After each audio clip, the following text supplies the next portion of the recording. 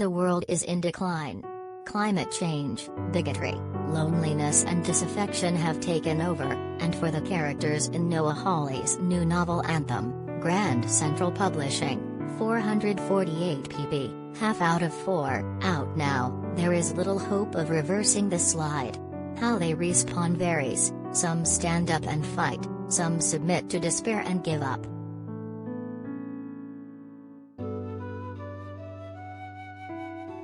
A suicide epidemic has overtaken Hawley's version of America, and it's fueled by teenagers. First in small numbers, then in growing crowds, teens choose to kill themselves rather than commit to living in a hopeless world. What if the answer was not to endure the transition and all its adjacent misery but to end it? Those teens who survive are left scrambling for sources of meaning to motivate themselves to move forward.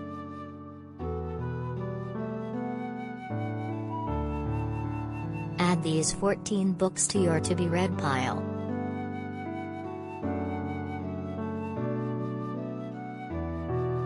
Amanda Gorman's debut poetry collection Call Us What We Carry inspires fellow Write girls.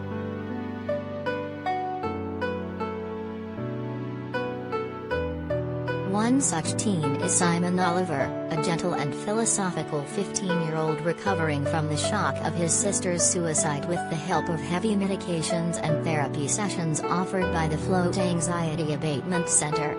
He breaks out, accompanied by fellow patients Louise, a determined young woman contending with the trauma of sexual captivity, and the Prophet, a messianic figure with an irksome tendency to editorialize about the state of American society to anyone who will listen.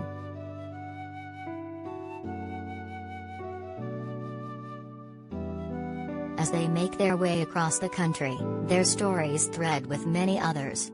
One of the most intriguing is that of Margot Nader, a politically moderate judge who's surprised to be tapped for a Supreme Court post, though her path to nomination is complicated by a daughter gone missing and a husband who's hiding a serious illness.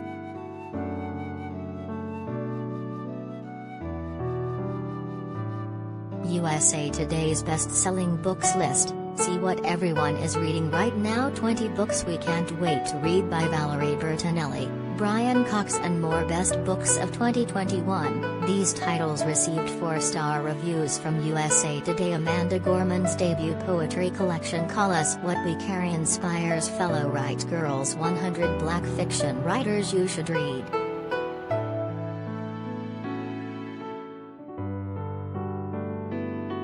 An accomplished TV creator, Fargo, Legion, Hawley the fiction writer is at his best when pitching his taut setup and its well-drawn cast of characters.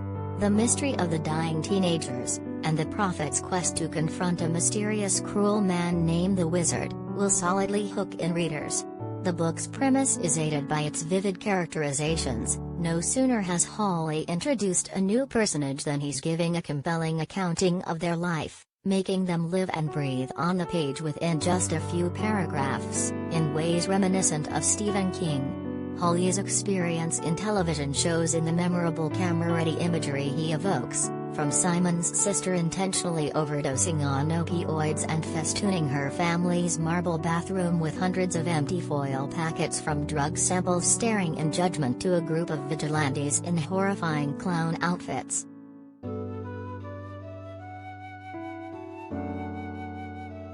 After its promising opening sequences, though, Anthem loses its considerable magnetism and fails to regain it.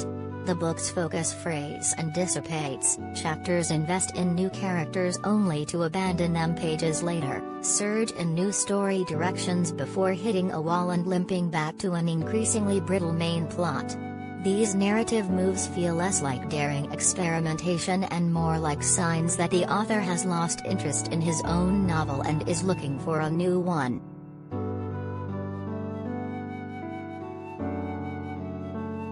In his closing pages, Hawley directly addresses his readers, confessing that his daughter wants to know how he'll end his book and he has no idea what to tell her. In another situation, this might have felt like an acknowledgement that some societal ills are too entrenched for any one novel to face. Coming after Anthem's scattered sprawl, Though, it feels more like Hawley is exhausted by a story that's gotten out of control, like he's appealing for our mercy. I give up.